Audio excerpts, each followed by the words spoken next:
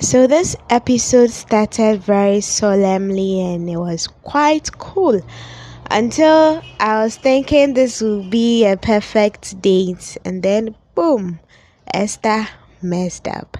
Hey guys, welcome back to Sahara Movies. My name is Lydia once again and I'm your host for today.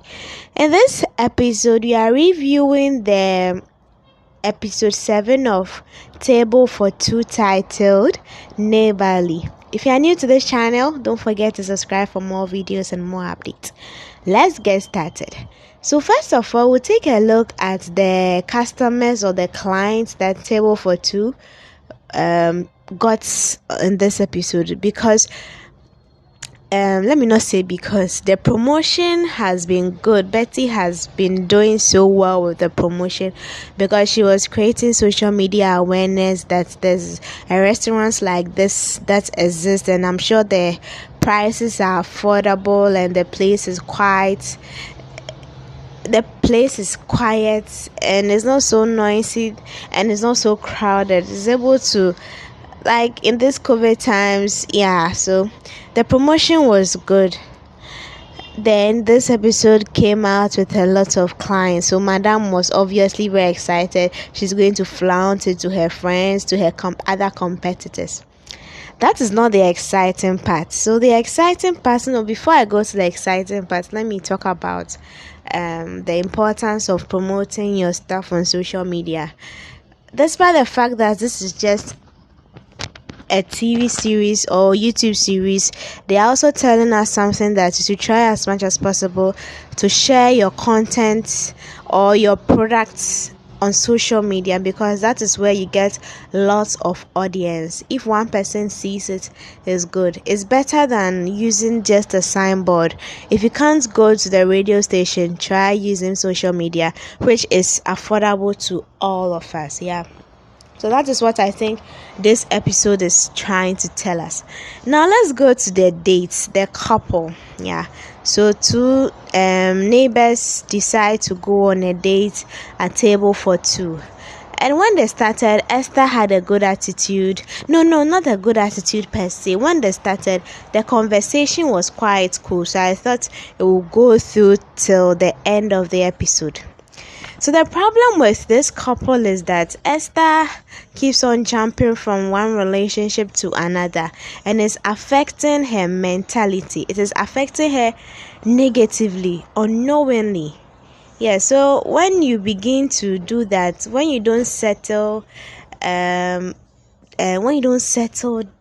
when you don't, I don't know how I even say it, reflect on yourself, when you don't learn your lessons, the mistakes and other things in your past relationships, you end up repeating the same mistakes in your subsequent relationships, and it could make you lose good people that just some petty manners would have saved them.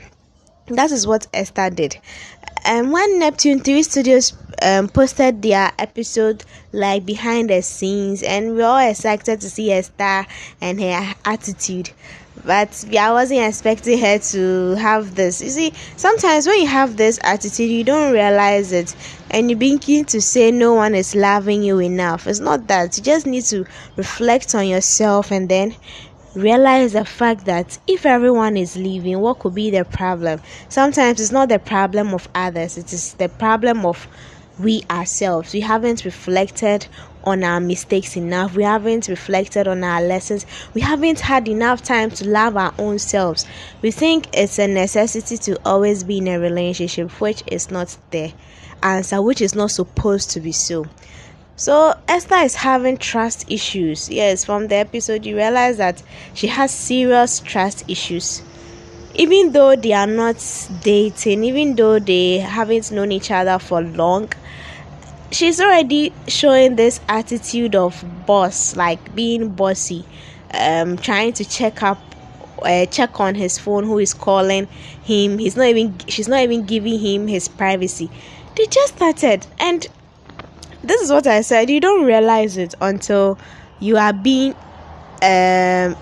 told that what you are doing is not cool, and then you be like, I'm sorry, but then it's too late. So please, this episode is telling us that when you are in a relationship and it's not going on well, you should relax and reflect on yourself, love yourself, date yourself. It makes you grow, it makes you better. So then when other people are coming into your life, you know you can do without them when they mess up. Yeah, so that is what the episode was about. The guy was very cool, was gentle, and he also needed his privacy. From the conversations, I realized that he doesn't really like to talk about sad events. His past is his past. But Esther was interested in talking about his bad relationships. Yeah. So that is about the side of the couple, the date. So I think that this time around the guy was good, and then the lady was, it's a habit that you can't pinpoint what exactly the problem is. It's just a habit that piles up gradually when you don't reflect on your past relationship mistakes. Yeah. So now let's go to Sam. Sam the waiter. He receives a call from his dad, and his dad is saying, "We are both fine. I want you to stop your work and come and work with us in the office. Like, I have my own company.